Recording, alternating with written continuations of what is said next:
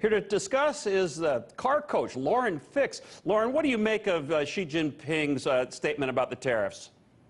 Well, I think China's said this before. You know, if you lower yours, we'll lower ours. If you raise yours, we'll raise ours.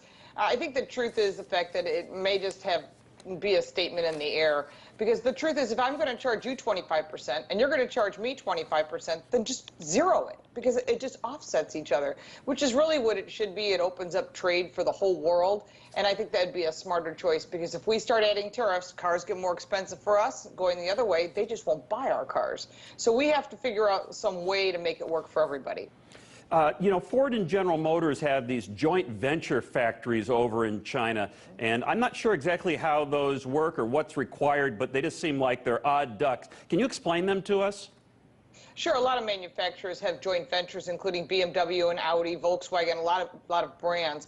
What they're typically doing, and this is what the same project they offered Tesla, is we'll own 25% of your company. In other words, they get a piece of the control of your company, so you're not functioning a business within their basically communist country. So because the rules are different, you follow the rules or don't do business with them. Jeez. Well, I guess they've got the upper hand in that deal. I want to ask also about shifting gears to Ford. They're building a new premium. They're using Lincoln over there in China, making a new vehicles, 5 new vehicles by 2022. I wouldn't have thought that Lincoln would be real popular in China, but does that mean they're gentrifying, I guess? I don't know. What do you think? Well, Lincoln's very popular in China. It's a sign of success. I've spoken with some executives there, and they have told me that the reason they sell these vehicles is because of the service that goes with it. They take away all the pain. Then this is really interesting. When you drive around the corner, they can track your license plate, know that you're coming in. They know that Mr. or Mrs. So-and-so has arrived. They have a cup of tea waiting for you. There are no used cars in their country, and they don't do the same type of service and maintenance that we do. They pick up the vehicle, they maintain it, they return it, so that really ultimate customer service is really what it's all about. Cadillac's doing the same thing, and that's why those two brands sell so well in China. Those that have money are buying American cars. It's a sign of success. Oh, that's really interesting. Had no idea. A wealth of information, Lauren.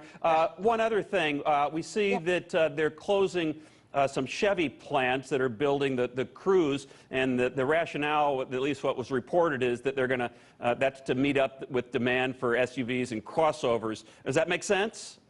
Yeah, it does. If you look at the market segments as a whole, most of the vehicles being sold are crossovers and SUVs. That's what people want. That's what you want. You can have the same thing in a sedan. I guess as they've put it and how people are looking at it is I can have the same exact vehicle that drives the same, has all the same accessories, or it can have the same thing with more space. Who wouldn't want more space? The price is about the same.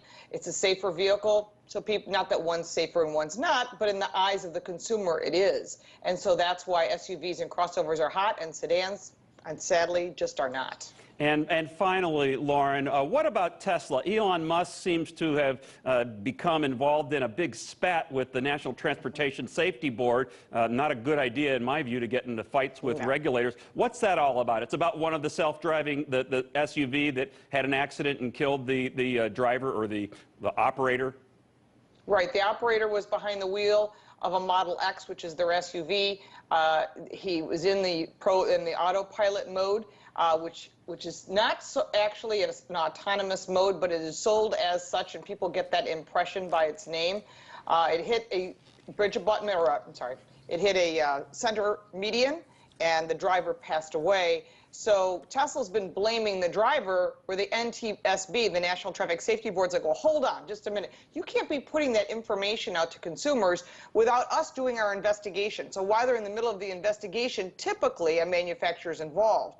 But in this case, they told them, you're not involved anymore because you're putting out disinformation until we have an actual answer. That's not very smart to go against regulators, because they can really make it painful for you. They can, and they'll, you know, Tesla's going to want something in the future, whether or not it's from NTSB or somebody else. We covered a lot of ground in a big hurry. The car coach, Lauren Fix, thanks as always for joining us.